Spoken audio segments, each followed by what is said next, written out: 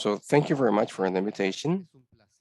It is a pleasure for me to be here, especially because I am here in my new home for the last year. So the topic I am bringing has to do with this winning time, when to win. It is a topic that we need to question. We're working in big production here in Chile, so we should wonder about this. It is important for producers and for us who are working. I mean, this housing for pigs and sows, it is so important. It is shocking in terms of image, and that's the first thing consumers see. That is the next step we're trying to implement with this group gestations. But this is before there's something wrong with my presentation. Just a second. This is something we do beforehand. We need to question this winning at 21 days because taking the sows out, it is unthinkable to maintain them in those conditions, in that movement restriction. The next step has to be the moment of highest stress in the production of an animal which is growing, which is in this case winning. And to do so, first of all, we need to think on how pigs live in the natural environments. Let's talk about these wild pigs. We have talked about this in some other lectures. There's a huge difference between times, winning time that we have 3 or 4 weeks, 5 weeks in some countries, especially in the northern part of Europe, and this 9 or even 21 weeks where winning would happen in a natural environment. So we need to observe this at a national level. So we're talking about a gradual winning, which is logical in any mammal, versus a winning, which is also so fast from one day to another. It is early and too fast, abrupt. So here the animal is going to face different types of stressors. There are social stressors, environmental ones, and nutritional ones, which in that case, we're going to go deeper into that because of our line of research. So at 21 days, but also at 28 days, winning will suffer from many different reasons. First of all, its digestive system is not ready for digesting vegetal enzymes. They're, these enzymes are just increasing. So therefore, pigs will have this, will have diarrhea at an early winning. Their immune system is not ready yet. It is maternity immunity, it is lowering, and they're just increasing their active immunity of the animal. So it may get different illnesses, especially at 21 days. Talking about thermoregulation, we saw it before, the animal, it is not ready yet. Therefore, it is necessary to maintain a high temperature even at the beginning. I mean, we're talking about more than 30 degrees during the lactancy, and we're talking about 20 something after it is born. So the animal is not able to give some thermal support. It behaves as a, I mean, its body temperature, it is quite similar to the environment temperature. Maternal separation, they're separated at 3 or 4 weeks after their mothers. There is some transport issues. It's another stressor depending on the type of system we're working. If it is closer or far away from this growing stage, any environment, they will to get used to this new environment, new peer mates, pen mates. I mean, they will have some agonist interactions in order to get a hierarchy. And that, of course, will create some stress in animals. And finally, well, we're going to go deeper into this. As I said before, there's going to be a new type of food. And due to the low consumption of lactancy, they're going to have their first experience with some solid food. And that's going to be a food which is going to be dry. 90% of dry matter, in contrast with just milk in the former step. So analyzing elements, of course, we're stressing pigs, and we're not even considering the taking out of their housing.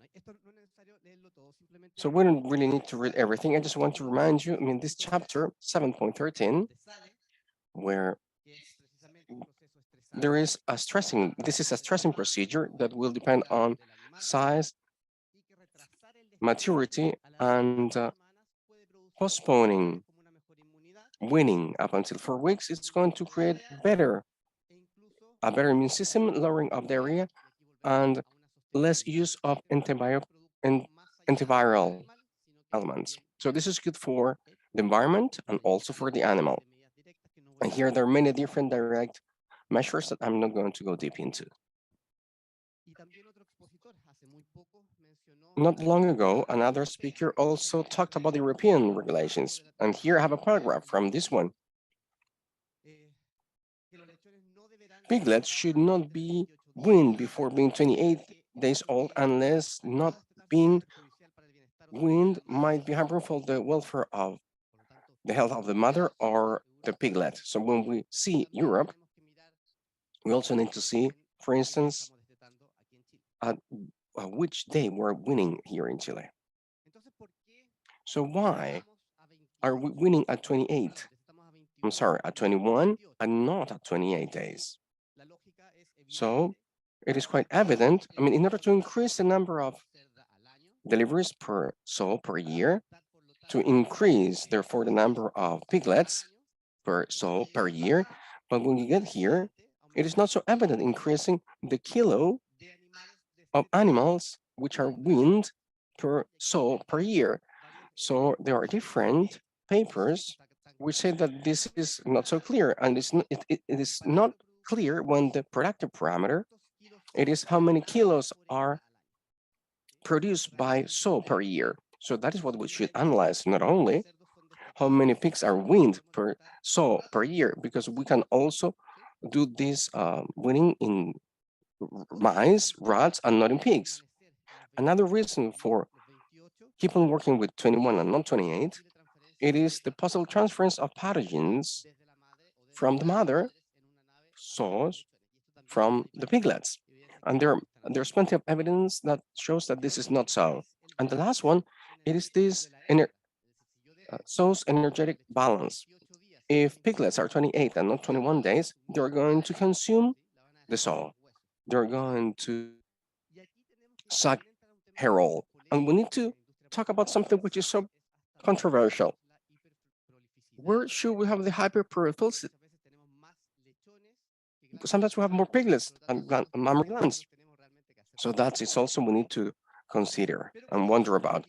And when we talk about the fertility, we have something positive in this winning at 28 in comparison with 21, which is that times, winning times, where the so it's fertile to be inseminated are lower because it gives time to the reproductive system to get recovered. The least time, as we can see in the chart, the least time sows are in the lactating stage. As we increase the lactating days, the higher is going to be the time between they're weaned and they're ready for a new insemination with pregnancy results. We talked about that we're going to have, there will be some environmental stressors, social and nutritional ones. Talking about the environmental ones, we mentioned something, thermoregulation. They're quite low at 21 days. The reserves of tissue, fat tissue, it is not so low. So the animal, it is harder for it to regulate its temperature. So that's why temperatures are rather high in at the stages. It has fewer reserves of adipose And it is also mentioned, as I said before, it behaves as a poikilotherm during the first 3 weeks. And from the fourth week, approximately, they start working, their thermoregulation system starts working properly. Immunity, we talked about it. It may be affected by pathogens because of a low maternity immunity. So therefore, that is, it is observable. And this increases the active immunity. So both are low, and therefore at 3 weeks, it is the right time or the time where there is more probability of getting an illness due to these two reasons. And at 4 weeks, the active immunity, it is higher. And this, of course, it is a little bit more beneficial in comparison with 21 days. Social stress, mother separation, maternal separation, which will have many consequences. This, we see it in the natural environment more often, or in an environment of intensive production with some other housing in lactancy. The mother also provides some tools for maintaining the heat of its piglets through the nest and the body of the mother itself. So protection it is also provided. This is fundamental because it is through the observation of the mother, the sow, or through the observation and accompaniment of the mother, or even observation, accompaniment, and consumption by the mother, that the animal is going to create new eating behaviors. So this alternative, the sooner the winning, less possibility to observe the mother or to accompany her, depending on how the system is like, what the system is like. Social stress, we mentioned that there are new mates after the winning. They homologize, according to the size of the animal. Therefore, this will lead to set new hierarchies. This will create agonist behaviors. This lasts between up to 48 hours. That's a natural process. It has to be done for animals not to fight every time they have a resource which is not which is available at the pen, but they need to antagonize in order to get it. So this picture, it is not so clear because it was taken from a video. But here, this is an example of what we call this joint leaders. So here we're trying to avoid these winning fights. Some companies have done this management. Maybe there's someone over here. This is older than even black thread from the 70s, from the 60s. But it reappeared some 10 years ago. So we have also done some research on this. And this is simply taking out the barrier that connects two maternities, two or more maternities. This, there's only just one barrier is usually taken out, but there are some scientific experiences taking out three. And national experiences, I don't know if someone from, taking out the whole line of production, all of the barriers of a whole line with good results. Apparently, I don't have the quantitative data here. So this is a management which is rather cheap. You're just taking out the barrier. Producers do not have to be afraid of this being expensive, which at the end of the day, they're not going to meet their numbers. So piglets are going to share a common space, even though they are from different litters. They will use this space, they will share, and they will set a bigger number of interactions, social interactions. If I have a litter of 12, if they used to share with 11, they're now going to share with 23 as a whole. So there's a higher socialization of the animal. And after the winning, it lowers the times for them to set hierarchies and lower the number of lesions related to agonist-antagonist relationship. Taking out the barrier has another benefit. It gives more space for the for piglets being under the sow. So there's less mortality due to getting crushed in the lactating stage. Here, there's a work that we did in the year 2012 where we showed the following: a lowering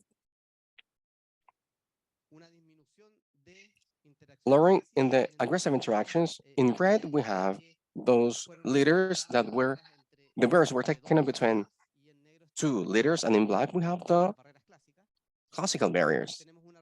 So we have a reduction of aggression, aggressive interaction after winning, an increase in the positive interactions after winning, and a lowering of severe lesions after winning, and a moderate lesions. There's less occurrence of moderate lesions as well. There's plenty of research about this.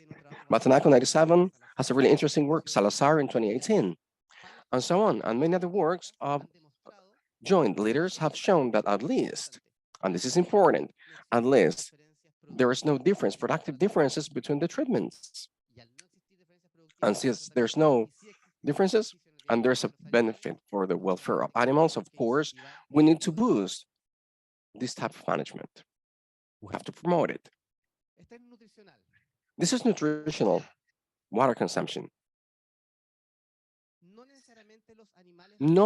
Animals won't necessarily have a water consumption memory because not all of the facilities have some pacifiers for the lactancy stage because hydration comes from the milk consumption. So some facilities say, why should we have this water supply or water nozzles if we're going to have water from milk?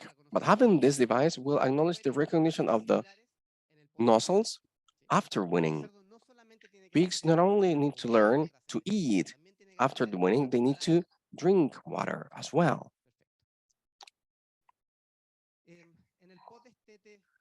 In this post-winning, early post-winning, an excess of water consumption may create edema.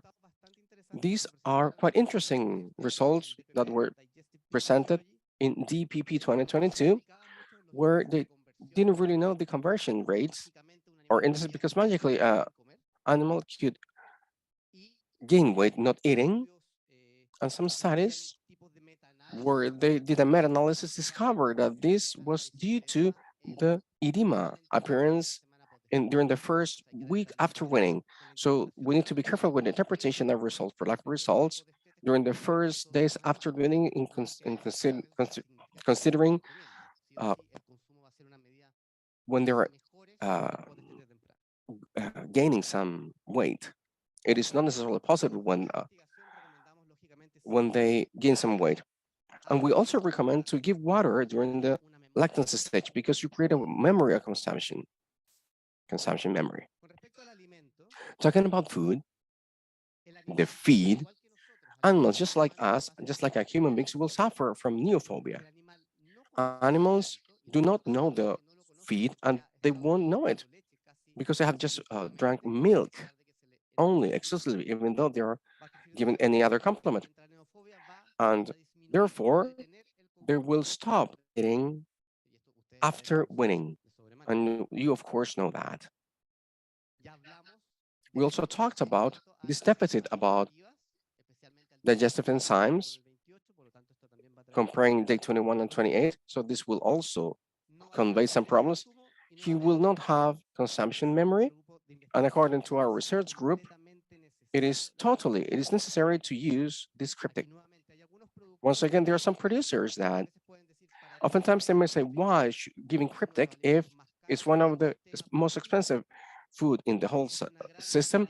There's a huge variability intra-liter, inter-liter, there's low consumption, especially at the day 21 winning in comparison with a higher age. Why should I spend time and money, resources in this?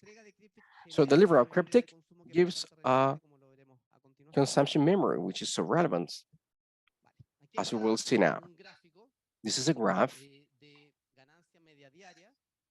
medium gain per day related to the days of life of animals.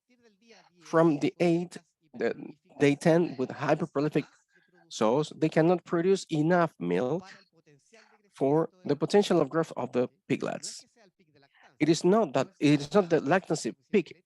It cannot produce enough milk for the growth potential, and it stopped around 200 grams per day.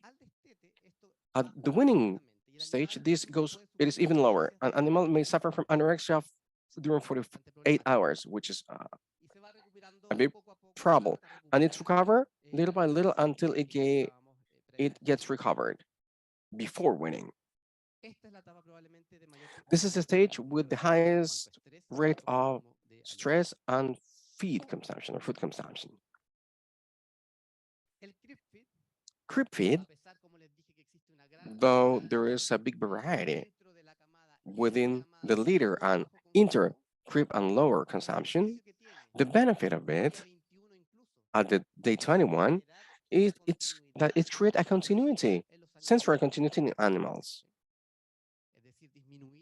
It lowers the effect of neophobia post-winning. We need that the few days that it is at the lactating stage, must have some experience with some feed. In natural environments, it would learn some eating behaviors, exploring, but here there's no possibility. When you have the winning at day 21, any help is going to be highly appreciated for the welfare of these animals. There is some debate about how much creep feed helps to complement this milk, which is not enough in order to get to the growth potential of the piglets after day 10. We don't really need to see creep feed such as a complement to milk. It is something which is going to be beneficial after weaning, not during weaning, or during lactancy, I'm sorry. A study which is really relevant is observing if piglets are good consumers, semi-consumers, or if they're not consumers of creep feed, and the effect that it has in the medium win after winning. How do we do that? By marking feed with different colors, and later we see through rectal elements if the feces are dyed or not. We can do it in intermediate elements. So when they are eating creep feed, we can see how many grams during the first 2 days after winning, how much weight they get. The ones who are not eating, there's a big difference over here, as you can see in the graph. And of course, creep feed consumption is related with the age at which they are being weaned. I always like to present this figure, this chart, because it is quite applied. We were doing an experimentation in Barcelona. We were working with creep feed for an experiment X experiment, and the idea was to get to the post-winning with no central key before winning, nor aromatic nuclei added. And the one taking care of the farm told us, magically, animals are consuming creep feed in comparison with the record they had for those animals. She didn't know what the treatments were. She was just taking care of animals. And the only difference between these two feed, it was that it has no aroma or scent. The one with this scent, which is the record, the one recorded in the farm, had fewer consumption than the one that we were delivering, which didn't have any scent. Is there any representative of the industry? Scent industry over here? Aromas? Hopefully not. But I don't want to kill animals. It all depends on how we use. If we use them, if we want to give a scent because we just think it is good and it has no consumption experience, what it will produce, it is neophobia. in animals. So by comparing in a control experiment, one scent, an aroma, or a food, white food control against feed, which is commercial with a scent included, aroma included, that means that it has a higher cost for the feed, right? For the food. We had better results of consumption in lactancy stage when the scent was not included. We did this by adding on top scent, aroma, and the logic was the same. And same situation happened. The animals preferred this white feed instead of the one with that scent. So be careful how they use scents of aroma, especially when animals do not have any consumption memory. They have no experience, no learning before. Do I still have time? Please help me with that because I get excited and I may speak for hours here. Productive effect. Weight gaining, and there will be a cascade of post-winning events, which is stronger when we do the winning at 21 than when we do it at 28. Anorexia, nutrition will be affected, steroid will be affected. They need a direct feeding from the digestive system. Cryptas will be also affected. Crypts, when they eat food again, I mean, they have suffered anorexia for 24 hours, 48 hours, but do not have the capacity of absorption due to enzymes and also because of the destruction of, because there's most crypts, there is a growth in bacterial inflammation and some diarrhea, which could be contaminated. So here we're getting into the last part. This is the associative learning. With a winning at 21 or even 28 with no experience of consumption, there's not much margin to play, right? We only have 21, 28 days in comparison with 9 weeks or more than 9 weeks at the natural stage. So how can we make animals have some memory or any learning during the lactancy stage? And here we go back to school, right? We're all having the same age, aren't we? So associative learning, it was restricted in Chile for quite a long time because human beings are at the same level as animals. So animals, pigs, we saw it cognitively. In some studies, it is number 3, number 7 in the animal kingdom, is able of learning really easily, even better than dogs. And we can teach them through classical conditioning from Pavlov, the consumption of scents, even at prenatal stage. I will not confuse you with the acronyms, but I have one key over here, which is positive. And I will associate with another key, which could be neutral, such as a scent, sugar plus a scent, for instance, and that is associated by presenting the scent, and the aroma, I will have a positive response by the animal, a prior association, so therefore the scent, the aroma will make the animal to remember the positive experience and the consumption is going to be higher. Remember the orange war clock? Have you seen that movie? So they created an aversion, conditioned aversion. I mean, this character liked the Ninth Symphony of Beethoven, and he has associated with some aversive stimuli, torture, raping, and so on. And therefore, he was rejecting the Ninth Symphony. In the case of preference, it's the same. To create conditioned preference, it is sugar in rats, humans, pigs. And there's plenty of literature on pigs on how this can be used through some classical conditioning, Pavlovian one. But let's see what is been working. Even in companies, my company had this commercial nuclei, which is the prenatal learning. Why has it worked? Because it is simple for the industry to apply. We did some research since 2008, 2015, approximately. And when you include one aroma scent into the diet, prenatal natal of the soul, when I'm talking about soul, it may be a female dog, human being, sheep, not any scent. It has to convey the placentary barrier, but we're talking about a scent and aroma. I will change the environment, prenatal environment, This occurs in the last third of the gestation. It is change, and it will create associative learning between the scent that we're including, which will act as a condition, stimulant, which is positive, and neutral, which will be associated with something positive. The amniotic liquid fluid will be an unconditioned and inborn, create an inborn benefit in the animal. It influences the opioid. It will create pleasure and a scent associated to the last third of the gestation, and the scent therefore will be preferred in the lactating and weaning stage.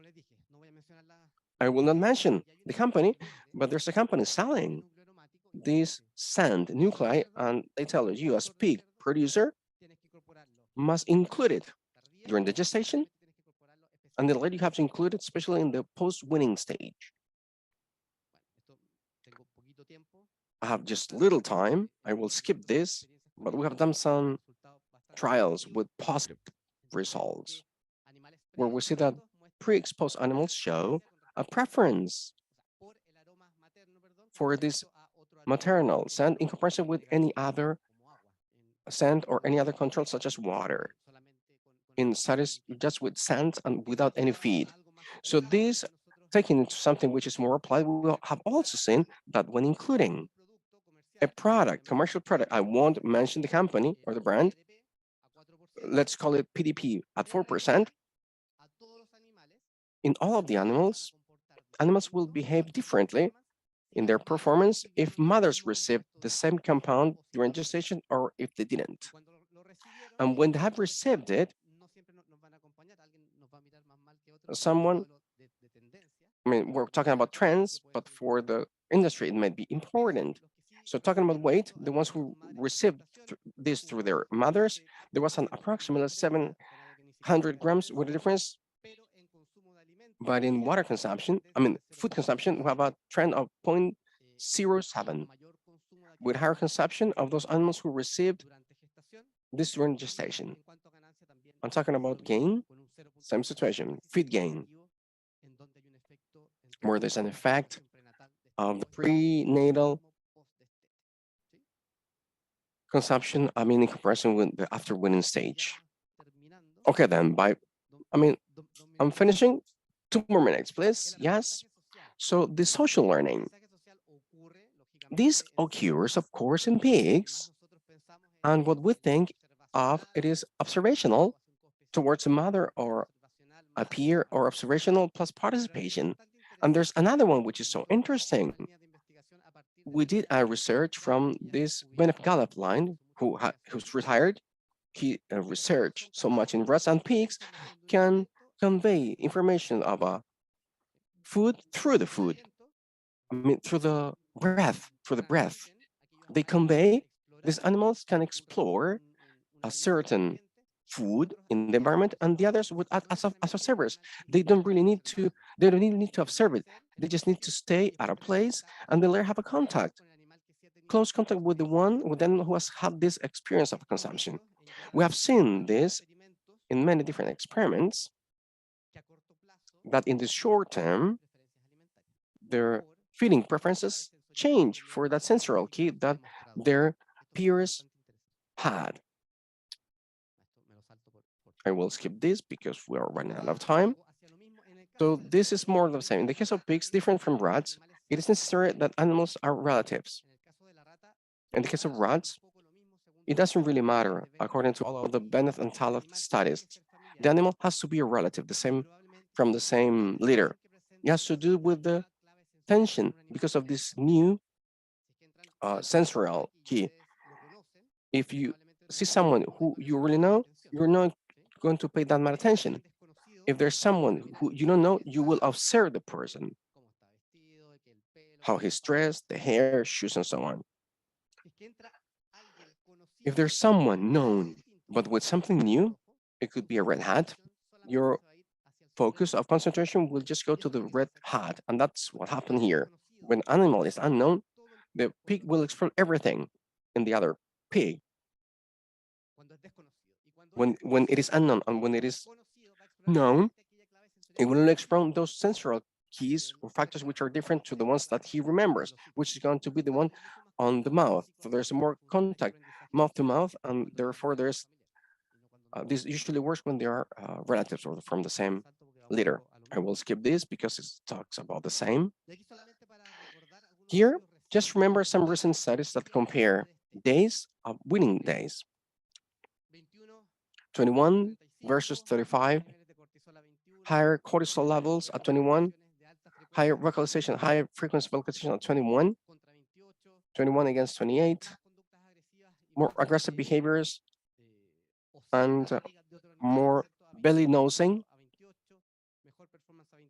better performance at 28, more cortisol at 21, and so on. I can share this information, these studies, which are quite recent. And in all of them, there is a benefit in terms of animal welfare when I can delay a little bit this winning of this being. So the invitation here, especially for Chilean producers, I mean, something which is fundamental. I mean, let's question the housing. I mean, we should also analyze this because it also affects this welfare of these animals. Thank you very much. Thank you very much. Great presentation. We have plenty of questions, but I will ask just one because we are short of time. Is it advisable the use of organic assets in the transition from the winning and post-winning stage? Yes, it is documented. In fact, organic acids, probiotics, any additive which ease a little bit this stage, because as we saw, it is quite abrupt, fast. It creates physiological behavioral problems. That is going to help the animal for a better adaptation to the feed consumption. And yes, organic acids, yes, they do help. Thank you. Thank you very much. Congratulations for your presentation and thank you for being with us.